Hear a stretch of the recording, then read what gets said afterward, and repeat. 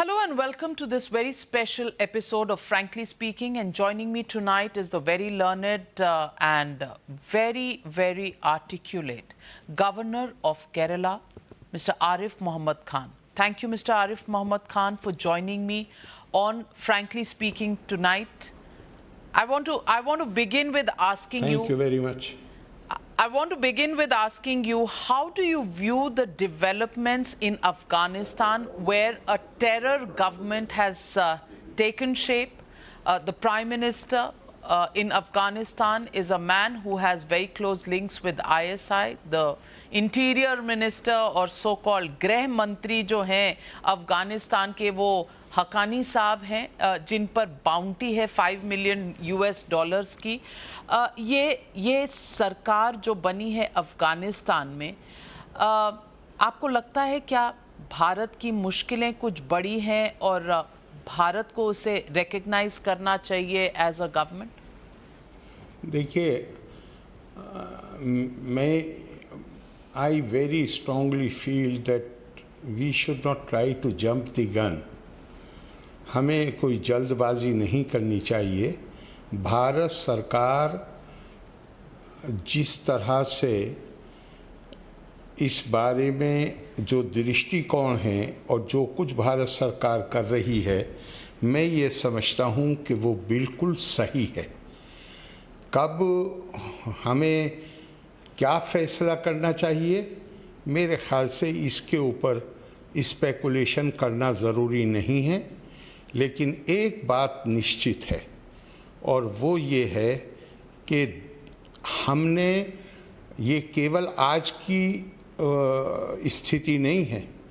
हम जब अपनी आज़ादी की लड़ाई लड़ रहे थे, या मैं कहूँगा कि ये जब से भारत की जो सांस्कृतिक यात्रा शुरू हुई है, हम उस वक्त से कह सकते हैं, और वही स्थिति आज भी है कि जहाँ हम दुनिया में कहीं भी अगर मानव अधिकारों पर आघात पहुँचाया जाएगा, हम उस पर चिंतित होंगे। अगर दुनिया में कहीं भी महिलाओं को उनके अधिकारों से वंचित किया जाएगा, हम चिंतित होंगे। अगर शांति को, दुनिया की शांति को खतरा होगा, हम उस पर चिंतित होंगे। हमारा ध्येय, हमारा उद्देश्य बिल्कुल साफ है। हम दुनिया में शांति व्यवस्था चाहते हैं, ऐसी शांति व्यवस्था जिसमें देखिए, ध्यान रखिए हमेशा, जो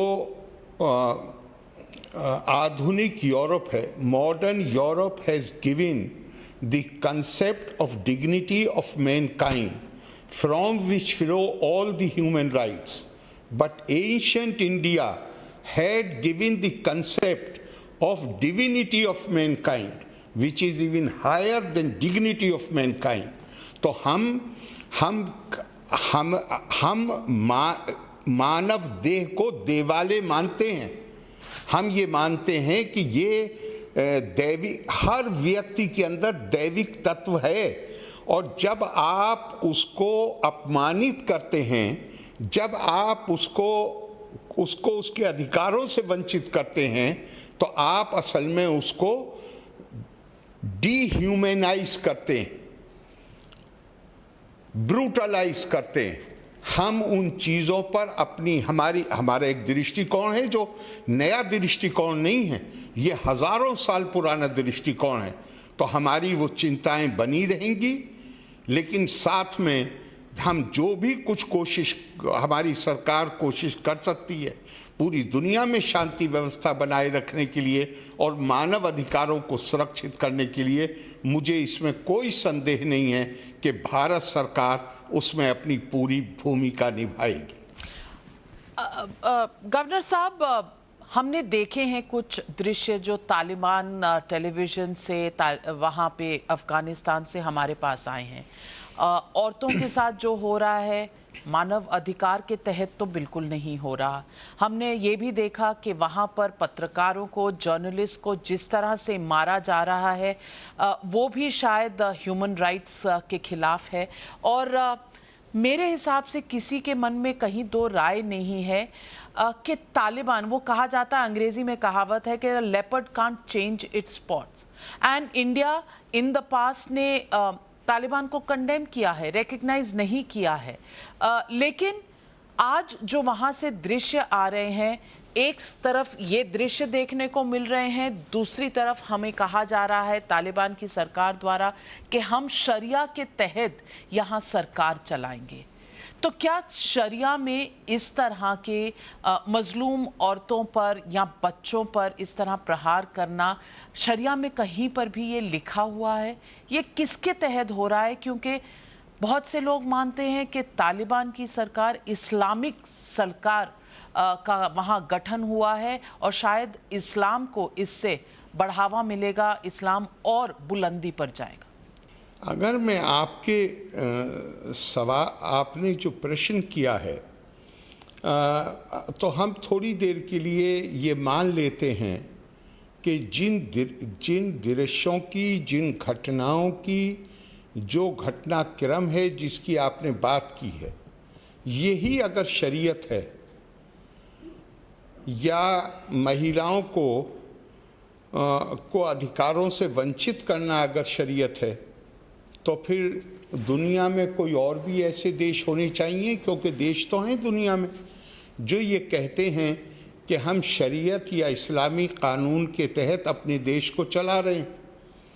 पहली बात तो ये है, ये हमें स्पष्ट हो जाना चाहिए कि पहली बात तो ये है कि 6 स्कूल्स ऑफ जूरिस्प्रूडेंस हैं जो जिनके मानने वालों की संख्या बड़ी है, लेकिन इसके अलावा भी हैं। तो शरीयत का ये तो एक निश्चित बात है कि जिसे आप कानून, असल में तो वास्तविकता तो ये है कि इंसानों के लिखे हुए कानून को शरीयत कहा ही नहीं जाता है, क्योंकि कुरान अपने आप को शरीयत कहता है। लेकिन जो एक भाषा आम तौर से इस्तेमाल होती है, उसमें इंसानों के लिखे हुए जो नियम हैं या कानून हैं उनको शरीयत कह दिया गया, तो अलग अलग हैं। अब तो सऊदी अरब जैसे देश में भी मैं अब यूनिवर्सिटी बन गई जहाँ को एजुकेशन है। ईरान भी यही कहता है कि वो धार्मिक कानूनों के मुताबिक वो देश चलता है, वहाँ पर भी शिक्षा का अधिकार जो महिलाओं का है उससे उनको वंचित नहीं किया जाता। दुनिया में और भी बहुत से देश हैं। तो ये तो अब कौन क्या दावा करता है ये उनके ऊपर है। और लेकिन हमारे दिमाग में एक बात साफ होनी चाहिए कि इसका कोई एक वर्जन, सिंगल वर्जन नहीं, बल्कि मैं कई दफ़ा कहता हूँ कि एक जगह कुरान हकीम में एक जगह कहा गया है, वलाकत करमना बनी आदमा, और हमने आदम की यानी हमने मानवता को, उनको सम्मान और प्रतिष्ठा दी, यानी हर व्यक्ति बहैसियत इंसान के सम्मान और प्रतिष्ठा का अधिकारी है। मैं बहुत दफ़ा ये सवाल अपनी स्पीचेस में किया है कि अगर धार्मिक कानून के तहत हुकूमत करने का दावा करने वाले अगर उनकी आस्था के आधार पर उनके बीच में भेदभाव करते हैं, तो ये कैसी मानव प्रतिष्ठा है, ये कैसा मानव का सम्मान है जो उसे बहैसियत मानव के मिला है। तो आप देखिए, जो चाहे आप टर्मिनोलॉजी, जो चाहे शब्दों का प्रयोग कर लीजिए, आपको आज़ादी है। लेकिन मैं ये मानता हूँ, मेरा निश्चित मत है कि धर्म तो इंसान को बेहतर इंसान बनाना उसका मकसद है। अगर आप इंसानियत से गिर के लोगों के साथ व्यवहार कर रहे हैं तो उसका कोई भी ताल्लुक नहीं हो सकता धर्म से, उसका ताल्लुक दीन से नहीं हो सकता। दर्द दिल के वास्ते पैदा किया इंसान को, वरना तात के लिए कुछ कम न थे कर्रो बयां। हमारा पेड़ पौधे भी प्रभु का यशगान करते हैं। इंसान की पैदाइश का मकसद तो एक ही है कि उसके दिल में करुणा की भावना होनी चाहिए, उसके दिल में दया की भावना होनी चाहिए। हमारे हिंदुस्तान की एक हमारी अपनी एक किताब में शतपथ ब्राह्मण में लिखा गया है कि वो समाज धार्मिक समाज है जहां मत से न्याय ना हो, जहां जंगल का कानून ना हो, वो धार्मिक समाज होता है। उसका क्या मतलब है? जंगल में जो मजबूत है वो कमजोर को खा जाता है, और जो धार्मिक सोसाइटी होती है उसमें मजबूत, ताकतवर, शक्तिशाली अपनी जिम्मेदारी महसूस करता है कि कमजोर जिंदा रहे, इज्जत के साथ जिंदा रहे, पूरे अधिकारों के साथ जिंदा रहे, ये मेरी जिम्मेदारी है। इसको धार्मिक समाज कहा गया। जी बिल्कुल। आरिफ मोहम्मद खान साहब, आपने कई बार कहा है कि मजहबी कट्टरपन की आपने कई बार आलोचना की है। मैं आपसे पूछना चाहती हूं कि तालिबान के मजहबी कट्टरपन को लेकर आपकी क्या राय है, और क्या आप मानते हैं कि हाल ही के दिनों में जो हमने देखा है अफगानिस्तान में होते हुए वो मानव अधिकारों का हनन है? देखिए, कट्टरपन किसी का भी हो उसे स्वीकार नहीं किया जा सकता। और एक मैं आपको एक बहुत ही चार पांच शब्दों का एक वाक्य है, वो सुन लीजिए।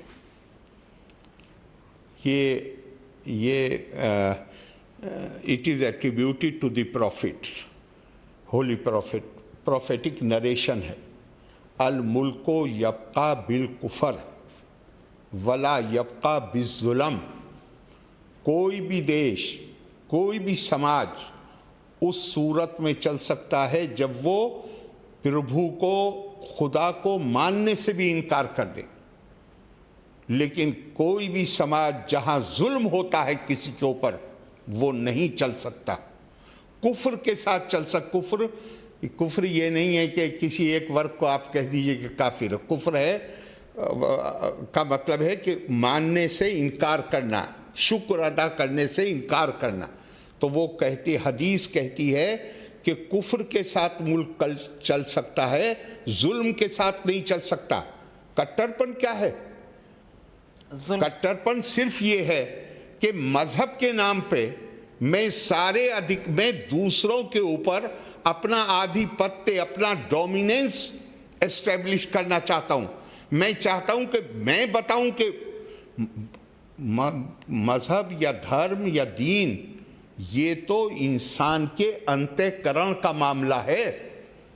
ये दूसरा एक आदमी दूसरे को ये नहीं बता सकता, उसको ये हक ही नहीं दिया गया है कि वो दूसरे को कहे कि तुम इस रास्ते पे चलो। हर किसी को प्रकृति ने, खुदा ने, प्रभु ने अकल दी है, अपनी अकल का इस्तेमाल करने के लिए कहा है, और किसी एक इंसान को दूसरे इंसान के ऊपर खुदा नहीं बनाया गया है कि एक इंसान दूसरे से कहें कि मैं बताऊंगा कि सही रास्ता क्या है। और भारत ने तो हमेशा इसी चीज को माना है। इसलिए कट्टरता किसी की भी हो, कट्टरता का मतलब धार्मिकता नहीं होता। कट्टरता का मतलब है धार्मिकता का दुरुपयोग करके आम लोगों का शोषण करना। इसको मेरे पास इतनी ताकत नहीं है कि मैं पूरी दुनिया को ठीक कर सकूं, लेकिन मुझे ये अधिकार है कि जो आदमी ये काम करेगा उसके बारे में राय बनाने का मुझे अधिकार है, अपनी राय देने का मुझे अधिकार है। मैं कट्टरता को, और हमारा देश तो जब तक महात्मा गांधी हमारे राष्ट्रपिता हैं, महात्मा गांधी ने ऐलान किया किसी चीज के बारे में, कहा कि निश्चित तौर पे ये चीज, इसके लिए कोई धर्म इजाजत नहीं देता, लेकिन अगर आप जिद करते हो कि ये इसको सैंक्शन है, इसकी इजाजत है, तो फिर मैं ये कहता हूं कि to the extent it has been sanction, I refuse to accept to that extent the religion. तो भारत का दृष्टिकोण बिल्कुल स्पष्ट है, हमारा दृष्टिकोण स्पष्ट है। हम हमारी कम से- नीयत भी स्पष्ट है। जहां तक हमसे संभव होगा हम चीजों को, हमारी नीयत स्पष्ट है, जहां तक हमसे संभव होगा हम बहुत ही शांतिपूर्वक तरीकों से ये बात समझाने की कोशिश करेंगे और हमारे पास जो भी ताकत है उसका इस्तेमाल करके हम चाहेंगे कि दुनिया में, मैंने पहले ही आपसे कहा कि भारत ने केवल डिग्निटी, मानव प्रतिष्ठा को ही स्वीकार नहीं किया है, हमने तो मानव की दिव्यता को स्वीकार किया है। हम ये कैसे एक्सेप्ट कर सकते हैं कि एक इंसान दूसरे इंसान को के ऊपर उसको गुलाम की तरह ट्रीट करे? ये हम नहीं, भारत नहीं स्वीकार कर सकता, ये हमारे मानस में नहीं। गवर्नर साहब, तालिबान का जब से छिड़ा है मुद्दा, तब से हमारे यहाँ, हमारे अपने मुल्क में, हमारे अपने देश में कई ऐसे लोग खड़े हो गए हैं जो कह रहे हैं ये तो आज़ादी की लड़ाई थी जो तालिबान ने अब हासिल की है। कोई कह रहा है कि जो तालिबान है उनकी वो गुड तालिबान है, वो अच्छी गवर्नेंस देंगे। भारत में समाजवादी पार्टी के सांसद शफीकुर रहमान और मुनव्वर राना जैसे पोएट हैं, ये सारे तालिबान के गुण गाने उन्होंने शुरू कर दिए हैं। ये किस तरह की सोच है और आप क्या इनसे बिल्कुल अग्री करते हैं? फारूक अब्दुल्ला साहब ने कहा कि गुड गवर्नेंस। आपसे एक विनती है, मैं किसी के वक्तव्य के ऊपर बिल्कुल भी कमेंट नहीं करना चाहता। हर किसी का अपना अधिकार है, हमारे देश में पूरी आज़ादी है, लेकिन जिस तरह और लोग अपनी राय दे रहे हैं, मैं भी आपको अपनी राय दे सकता हूं, लेकिन उनके जो बयान हैं उसके ऊपर मैं हरगिज़ कोई कमेंट नहीं करूंगा। और मैं एक तो आपको एक कहावत बताता हूं कि अगर आप खुश रहना चाहते हैं तो मतलब ये औरों को छोड़िए, मैं तो कुछ और कोट बताने जा रहा था आपको, लेकिन मुझे कुछ दूसरी बात याद आ गई कि ईसा मसीह ने अब कहा है कि मैं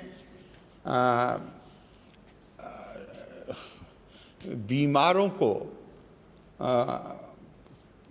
की जो पीड़ा है उसको दूर करने से नहीं थकता, लेकिन जो क्या कहेंगे, क्या शब्द इस्तेमाल करूं, उन्होंने उसमें कहा है कि जो लफ्ज़ इस्तेमाल हुआ है बाइबल की एक वर्स में, वो स्टूपिड है। तो अब उसके लिए मैं हिंदी में क्या अनुवाद करूं? अहमक भी कह सकते हैं, मूर्ख भी कह सकते हैं, जो भी कहना हो आपको।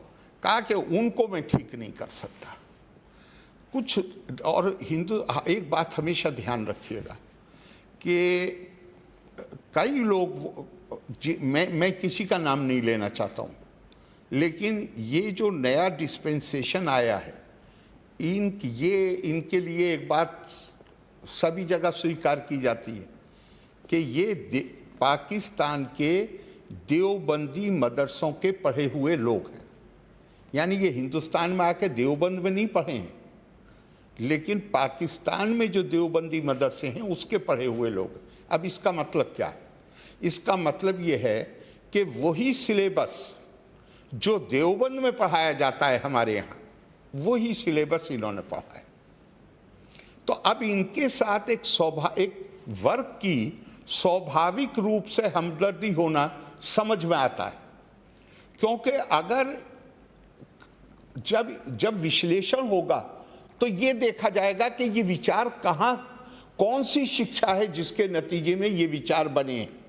जहां आप आधी आबादी के लिए ये कह दीजिए, मैं आज ही पढ़ा हूं, आधी आबादी के लिए ये कह दीजिए कि इनको मिनिस्टर नहीं बनाया जा सकता, इनको एडमिनिस्ट्रेशन में नहीं दाखिल किया जा सकता, इनका काम केवल बच्चे पैदा करना। तो बच्चे कोई महिला अकेले तो पैदा नहीं करती है। और देखिए, जितना पिछड़ा हुआ समाज होगा वहां पे बच्चों की देखरेख की जिम्मेदारी महिला की होती है।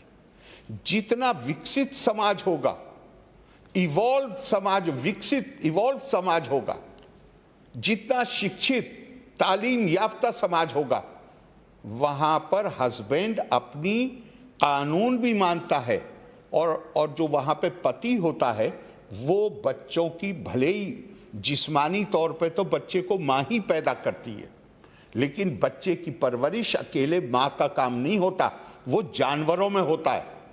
परवरिश तो माँ और बाप दोनों, इंसानों में तो माँ और बाप दोनों को मिलकर परवरिश करनी पड़ती है।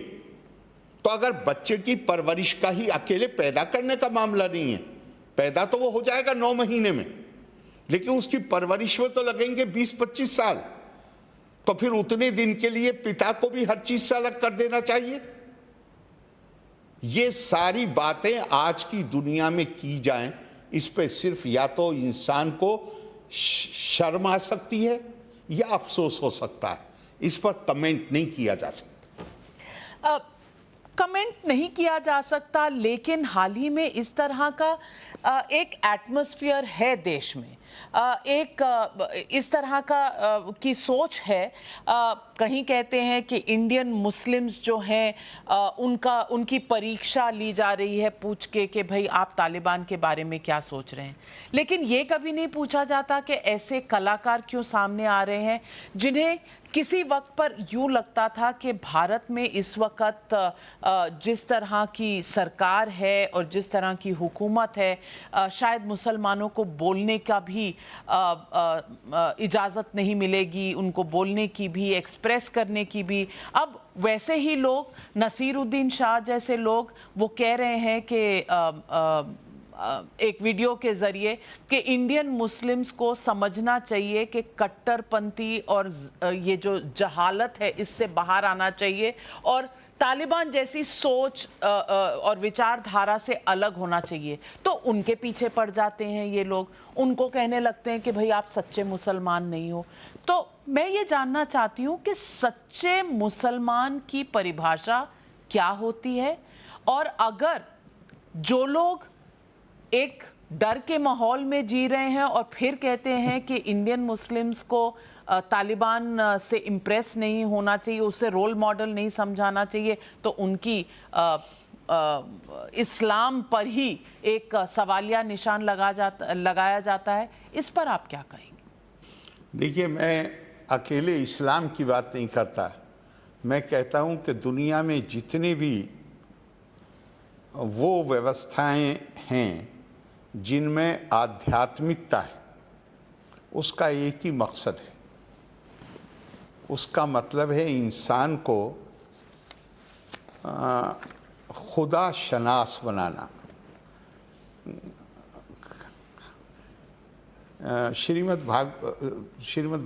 भगवत गीता में आता है, कहा है कि गॉड कॉन्शियस, खुदा शनासी क्या है, गॉड कॉन्शियसनेस क्या है। गॉड कॉन्शियसनेस बताया जब तुम पूरी दुनिया के दर्द को अपना दर्द महसूस करने लगो, तकलीफ दूसरे को पहुंचे और दर्द तुम्हें महसूस, वो खुदा शनासी, वो गॉड कॉन्शियसनेस। हमारी सारी किताबें, उस पे जो कंपाइलर का नाम लिखा हुआ है वो व्यास का नाम लिखा हुआ है, और आखिर में उन्होंने क्या कहा, आखिर में सारी किताबें कंपाइल करने के बाद क्या कहा, सर्वशास्त्र पुराणेषु व्यासस्य वचनम ध्रुवम परोपकारस्तु पुण्याय पापाय परपीड़नम। सारी किताबों का निचोड़ ये है कि अगर दूसरे का भला करो तो ये पुण्य है, ये सवाब का काम है, और अगर दूसरे को तकलीफ पहुंचाओ तो ये गुनाह है, ये पाप है। ऐसा खूबसूरत शेर है और कुरान की तालीम के ऊपर है। मुबाश दर पे आज़ार हर्च ख्वाही कुन के दर शरीयत माँ गैर अजीं गुनाह नीस।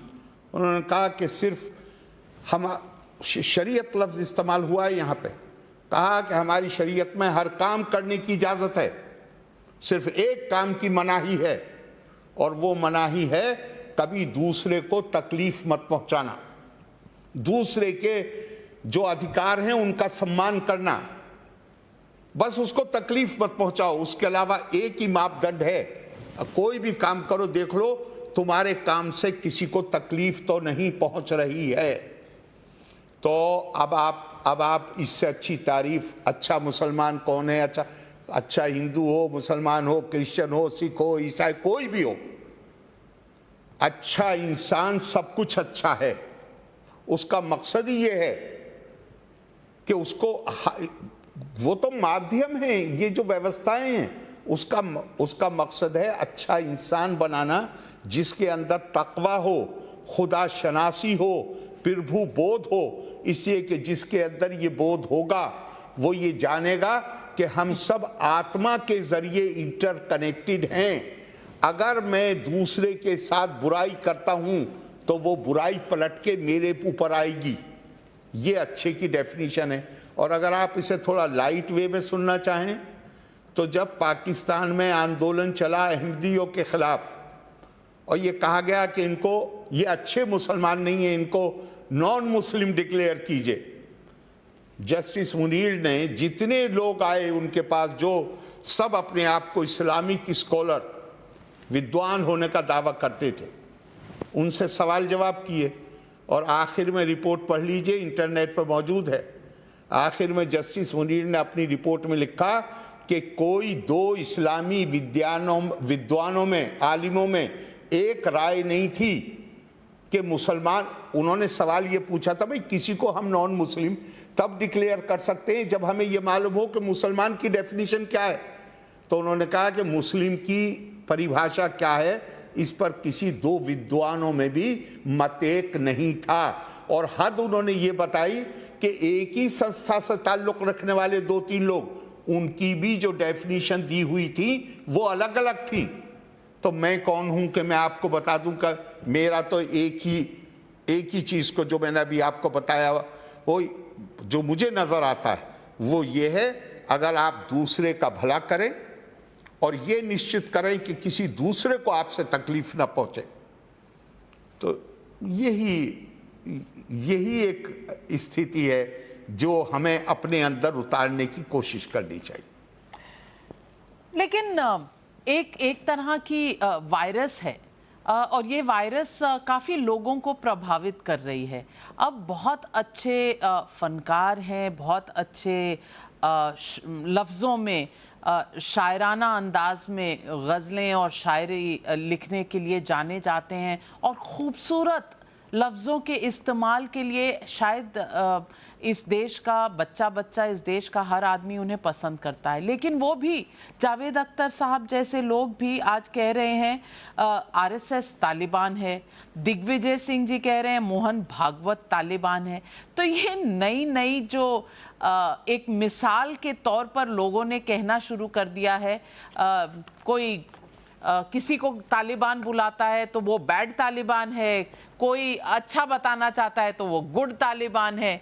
आप इस बीमारी को, इस वायरस को क्या कहेंगे?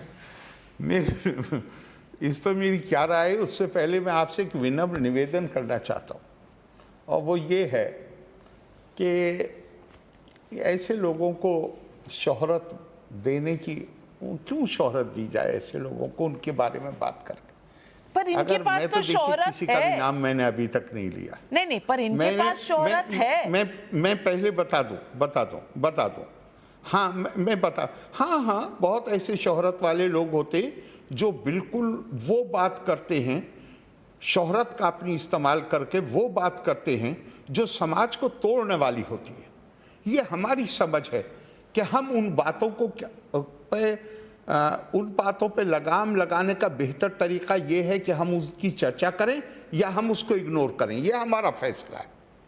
तो मैं उस नाते कर रहा हूँ। मगर यहाँ पे मैं जो निवेदन आपसे कर रहा था वो ये था कि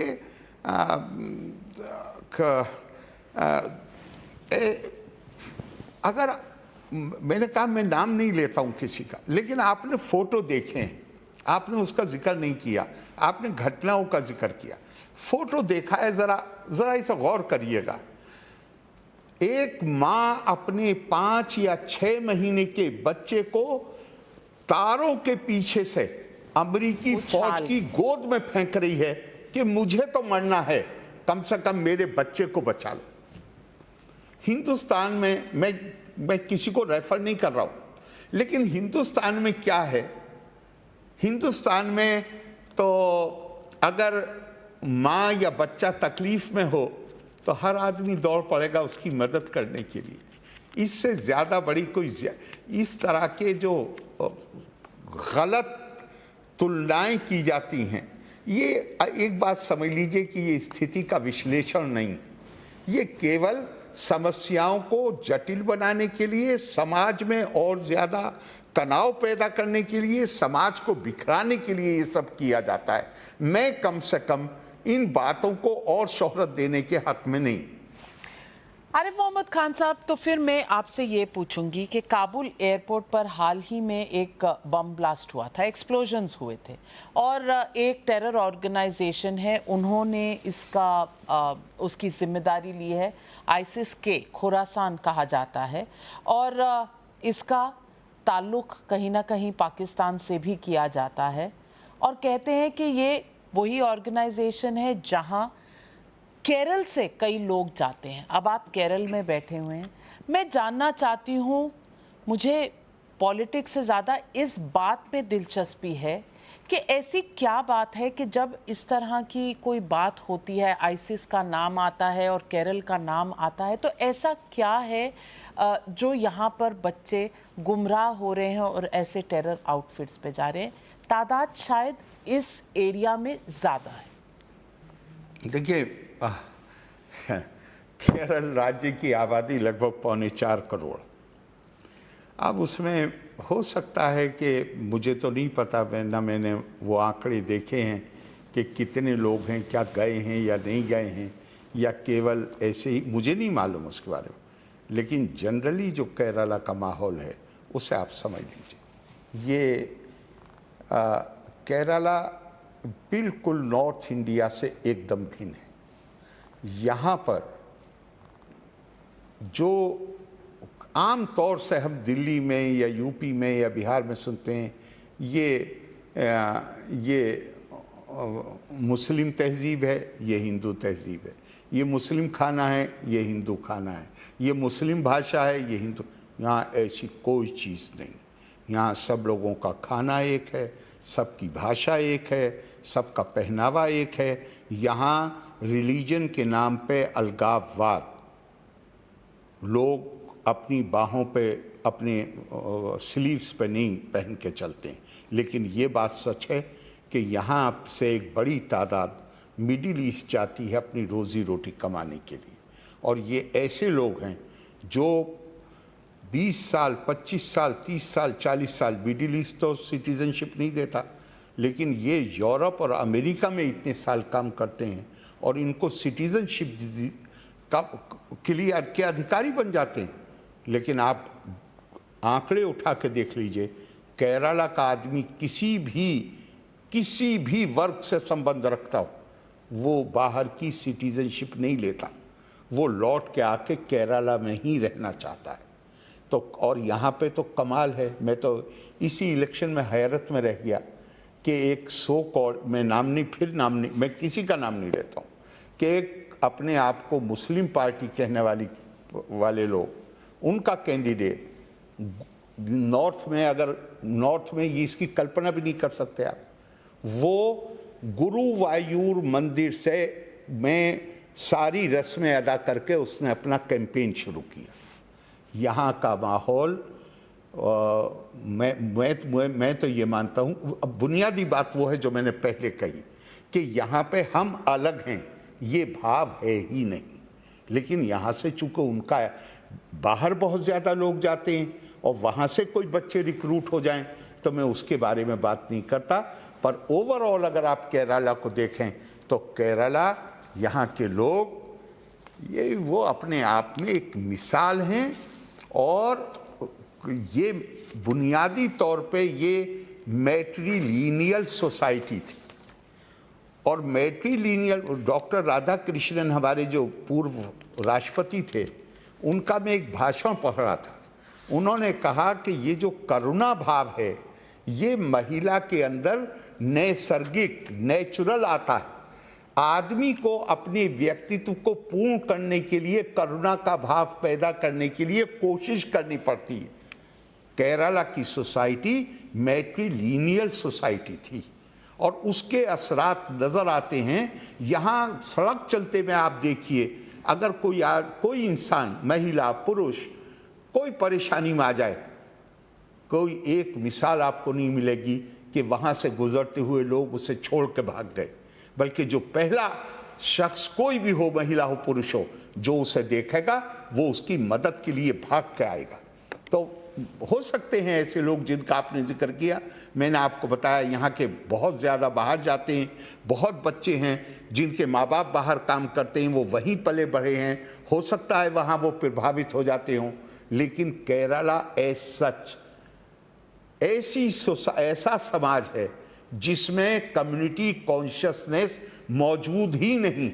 अगर कम्युनिटी कॉन्शियसनेस मौजूद नहीं है तो एक बार देश में पूरा प्रसिद्ध था केरला मॉडल कोविड की लड़ाई में, लेकिन अब सबसे ज़्यादा जो कोविड के केसेस हैं वो केरला से आते हैं।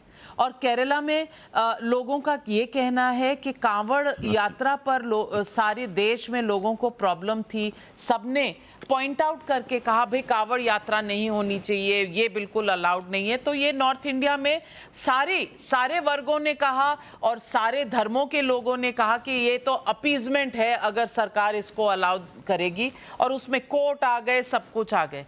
लेकिन केरला में ईद के समय रिलैक्सेशन दे दिया तो वो अपीजमेंट नहीं है, वो तुष्टिकरण नहीं है। ये दोहरे मापदंड क्यों? नहीं, यहाँ बहुत लोग थे और कि कोई कम्युनिटी नहीं है जिससे लोग नहीं थे जिन्होंने उस फैसले के ऊपर अपनी उससे जो उनका मतभेद था जिसको उन्होंने अभिव्यक्ति ना दी हो। लेकिन आंकड़े जब हमने देखे तो पता चला कि उससे पहले और बाद के आंकड़ों में बहुत ज़्यादा फ़र्क नहीं था। मगर ओणम जो हमारा केरला का सबसे बड़ा त्यौहार है और जो मतलब पूरा केरला उसको मनाता है, वो उसमें वो पीरियड लंबा हो गया। एक बात और मैं आपको आपके ज़रिए बताना चाहता हूँ। त्रिवेंद्रम से लेके त्रिवेंद्रम सदर्न मोस्ट डिस्ट्रिक्ट है, सबसे ज़्यादा दक्षिण में, और कासरगोड उत्तर में। 650 से भी ज़्यादा किलोमीटर ये एक यूनिट है। यहाँ कोविड को रोकने के लिए आपको चेन को ब्रेक करना होता है। केरला राज्य है, लेकिन वास्तविकता ये है कि ये दुनिया का सबसे बड़ा शहर है। यहाँ कहीं चेन नहीं टूटती। और फिर दूसरा कारण जो मुझे समझ में आता है वो ये है कि केरला का आदमी, कोई देश का राज्य और शहर मुश्किल से होगा जहाँ केरला के लोग ना हों। डॉक्टर, नर्स हैं, टीचर्स, ऑफिस स्टाफ केरला का। अब ये अपने परिवारों से मिलने के लिए किसी राज्य के इतने लोग बाहर काम नहीं करते जितने केरला के करते, तो ये अपने मिलने आते हैं। तीसरा कारण अभी हमारी केंद्रीय सरकार की संस्था है जिसने सर्वे किया है, पूरे देश में सबसे लोएस्ट इम्यूनिटी क्या कहेंगे उसको, मतलब रोग से को रोकने की जो क्षमता है, रोधक क्षमता, वो सबसे कम केरला में है। और जिस सोसाइटी में यहाँ पे जो हेल्थ सिस्टम है, नीति आयोग कहता है कि ये वेस्टर्न यूरोप से कंपेयर किया जा सकता है। तो जहाँ पर पूरी दुनिया में आप कहीं नज़र डालिए, जहाँ पर स्वास्थ्य सुविधाएं बहुत अच्छी होंगी, वहाँ पे इम्यूनिटी लो हो जाती है। इम्यूनिटी सबसे ज़्यादा उस बच्चे में होती है जो मिट्टी में खेलता है, जिसकी माँ उसको बुखार आने पर उसको काढ़ा बना के देती है, उसको इम्यूनिटी होती है सबसे ज़्यादा। यहाँ पे छींक भी आ जाए बच्चे को तो फौरन लेके पीएचसी में भागते हैं। पीएचसी मतलब जो मोहल्ले का जो अस्पताल की जो यूनिट होती है, और वहाँ पर सारी सुविधाएं और सब, वहाँ कोई पैसा खर्च नहीं करना पड़ता, सारे टेस्ट हैं। तो आप कह रहे हैं कि पिनरी विजयन की सरकार बहुत अच्छा काम कर रही है? नहीं, वो तो अच्छा कर ही रहे हैं, लेकिन ये केरला की परंपरा है। ये देश मतलब केरला में आयुर्वेद के जरिए स्वास्थ्य चिकित्साएं ये देश के आजाद होने से पहले की परंपरा है। केरला की ये परंपरा बहुत पुरानी है, ये कोई आज की नहीं है। हाँ, सरकारों को इस बात का श्रेय दिया जा सकता है कि उन्होंने इस परंपरा को कमजोर नहीं किया, बल्कि इसको लगातार, जैसे आज़ादी से पहले यही सुविधाएं आयुर्वेद वाले मुहैया कराते थे, और जब से आज़ादी के बाद जब मॉडर्न मेडिसिन की तरफ रुख हुआ तो वो भी उसी अच्छी तरह उसकी भी व्यवस्था होती चली गई। और ये ध्यान रखिएगा नाविका जी कि पूरे देश में जो मॉर्टेलिटी रेट है वो 1.45 है, केरला का 0.5 है। केरला में आपको एक आदमी नहीं मिलेगा जो मास्क लगाए हुए ना हो, और बाकी जगह आप देखिए तो आम तौर से, जो मैं और जगह जाता हूं तो आम तौर से चिन्ह पे रखा हुआ होता है मास्क। केरला में आपको सड़क पे एक भी आदमी नहीं मिलेगा जो मास्क न लगाए हुए हो। तो इसलिए ये थोड़ा सा कुछ जैसे वो कहते हैं कि हालत तो है, इस वक्त कोविड का क्राइसिस है, लेकिन कुछ होने जिगर हम भी मिला देते हैं, कुछ उसको बढ़ा भी दिया जाता है। संख्या यहाँ बहुत है, और मैं मानता हूँ ये ओणम का प्रभाव अभी कोई 20-25 दिन और चलेगा, और इसके बाद ये आज की तारीख में जिसको कोविड हो रहा है वो ज़्यादा बड़ी तादाद वो है, जो नंबर आप अब रोज़ाना देख रहे हैं टीवी पे, उसमें कम से कम आधे लोग वो हैं जो अस्पताल नहीं जा रहे हैं, लेकिन वो अपने आप को क्वारंटाइन फौरन कर लेते हैं। चूँकि हमारे यहाँ पे मैंने आपसे कहा जो मालिक की मेहरबानी है, हमारे यहाँ मॉर्टेलिटी रेट बहुत लो है। हाल ही में 1-2 दिन पहले एक जनाब उत्तर प्रदेश में चुनावी बिगुल बजाने आए, तो उन्होंने एक ऐसा वाक्य कहा, आप नाम से परहेज करते हैं इसलिए नाम नहीं ले रही हूँ, लेकिन परहेज करते हुए भी ये बता दूं कि उन्होंने कहा क्या। उन्होंने कहा कि यहाँ पर 11% यादव हैं, उनका मुख्यमंत्री बन जाता है, 19% मुसलमान हैं, उनका मुख्यमंत्री क्यों नहीं बनता, और इस बार ज़रूर बनना चाहिए। कोई भी किसी पार्टी में ऐसा हो जो मुसलमान हो और पार्टी से टिकट ना मिल रही हो, वो मेरे पास आ जाए, मैं टिकट दूंगा, और इस बार एक मुसलमान मुख्यमंत्री बनाते हैं हम उत्तर प्रदेश में। इससे आगे बढ़ के एक बात मैं कहना चाहता हूँ, ये जिस भाषा की आपने बात की है, क्या ये उन लोगों के लिए नई भाषा है? ये वो लोग हैं जिन्होंने, मैं फिर क्या मजबूरी में ये बात बोल रहा हूँ, ये वो लोग हैं, देश आज़ाद हुआ 1947 अगस्त में, इन्होंने हैदराबाद की आज़ादी को 13 महीने तक नहीं आने दिया।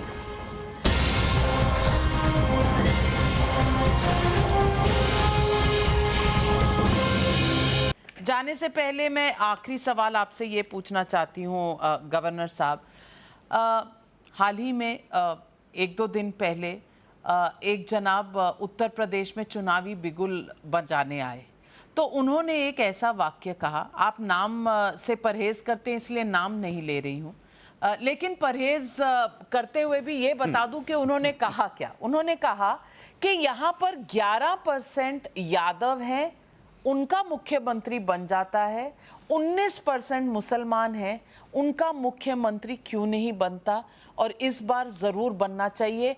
कोई भी किसी पार्टी में ऐसा हो जो मुसलमान हो और पार्टी से टिकट ना मिल रही हो, वो मेरे पास आ जाए, मैं टिकट दूंगा, और इस बार एक मुसलमान मुख्यमंत्री बनाते हैं हम उत्तर प्रदेश में। मैं आपसे पूछना चाहती हूँ, you are a learned man, is this against the verdict of the Supreme Court in January 21? Is this against the Constitution? Is this against Section 123(3) of the Representation of People Act, under which asking for votes in the name of religion is banned? Why today, even in the 21st century, are we in a situation जहां हम जाति और धर्म का ऐसा डंका बजाते हैं कि जैसे मानो उस जाति या धर्म को हमें वोट देना अनिवार्य है? मेरा ख्याल ये है कि मुझे पूरी उम्मीद है कि आप मेरी मर्यादाओं को ध्यान में रखते हुए मुझसे ये उम्मीद नहीं करेंगी कि आपने खुद कहा है कि इलेक्शन के कारणों से दिए जाने वाले बयानों पर मैं टिप्पणी करूं। लेकिन इससे आगे बढ़ के एक बात मैं कहना चाहता हूं, ये जिस भाषा की आपने बात की है, क्या ये उन लोगों के लिए नई भाषा है? ये वो लोग हैं जिन्होंने, मैं फिर क्या मजबूरी में ये बात बोल रहा हूँ, ये वो लोग हैं, देश आज़ाद हुआ 1947 अगस्त में, इन्होंने हैदराबाद की आज़ादी को 13 महीने तक नहीं आने दिया। और उस बीच में हमारी समस्या ये है, हम इतिहास की जो घटनाएं हैं उन पर नज़र नहीं डालते। हम सिर्फ आज क्या हो रहा है उसको देखना चाहते हैं। इतिहास हमें ये बताता है कि जो कुछ भी सितंबर में गवर्नमेंट ऑफ इंडिया को करना पड़ा, उसके लिए हमें गौर करना चाहिए कौन लोग जिम्मेदार थे उसके लिए, जिन्होंने हैदराबाद के भारत में विलय में टांग अड़ाई, और सिर्फ टांग नहीं अड़ाई बल्कि 13 महीने तक कत्लो गारतगरी, हिंसा, लूटना, लोगों को उनके घरों से निकालना, ये नंगा नाच 13 महीने तक नाचा गया। आज आप उनसे, उन संगठनों से और उन लोगों से जो उन संगठनों के वारिस हैं, आप उनसे किसी दूसरे व्यवहार की उम्मीद करते हैं क्या? फिर मैं आपसे एक बात कहूं कि इस देश में कोई भी पद हो, वो ना हिंदू के लिए है, ना मुसलमान के लिए, ना ईसाई के लिए, ना क्रिश्चियन के लिए, ना सिख के लिए, ना किसी के लिए नहीं, हिंदुस्तानी के लिए है। ऐसे लोगों से कहिए कि सच्चे और पक्के अलग पहचान की बात करना छोड़ दीजिए, अपनी पहचान भारतीय बना लीजिए, कोई चीज़ आपकी पहुंच के बाहर नहीं रहेगी। लेकिन अपनी पहचान भारतीय तो बनाइए। आप तो पूरा वक्त, आप हमारे यहाँ लोग हैं, मैं किसी एक इंडिविजुअल के बारे में नहीं कह रहा हूँ, जो सारा जोर इस बात पर रहता है हमारी पहचान अलग। 1986 में क्या हुआ था? जोर शाबानों के फैसले के मेरिट्स पे बात नहीं होती थी, वो बात होती थी, और इसमें कैसे कैसे लोग शामिल थे जो ये कहते थे कि इस फैसले से हमारी जो खुसूसी पहचान है, जो हमारा मिली तशख़्ख़ुस है, वो खतरे में आ गया है। केस के मेरिट की बात नहीं करते थे। तो कहाँ तक इन लोगों को आप डिस्कस करेंगे? इसका ज़रा ऐतिहासिक परिप्रेक्ष्य में देखिए तो ये तो कुछ भी नहीं है जो बोल रहे हैं। इससे ज़्यादा तो 1986 में बोला गया। और मैं फिर कह रहा हूँ कि ये भारत का संविधान हर चीज़ भारतीय नागरिक का अधिकार मानता है। इसलिए मुझे कोई चीज़ नहीं मिलेगी कि मेरा ताल्लुक़ किस कम्युनिटी से है। इसलिए अगर आपको ये एहसास है कि कोई चीज़ आपकी पहुंच के बाहर है, आप पक्की पहचान बना लीजिए अपने भारतीय होने की। कोई चीज़ आपकी पहुंच से बाहर नहीं रहेगी। बहुत बहुत धन्यवाद। बहुत अच्छी बात कही आपने गवर्नर साहब। जो एक पार्टी छोड़ सकते थे इस बात पर कि शाहबानों के साथ इंसाफ नहीं हुआ, आज उन्होंने जो बात कही है हम सबको घर कर लेना चाहिए। We must all remember that it is not religion, it is not community, it is your national identity that will bring every post within your reach. Anything besides that will always make it further away from your goal. Thank you, Arif Mohammad Khan Saab, for joining me on Frankly Speaking. Pleasure speaking to you.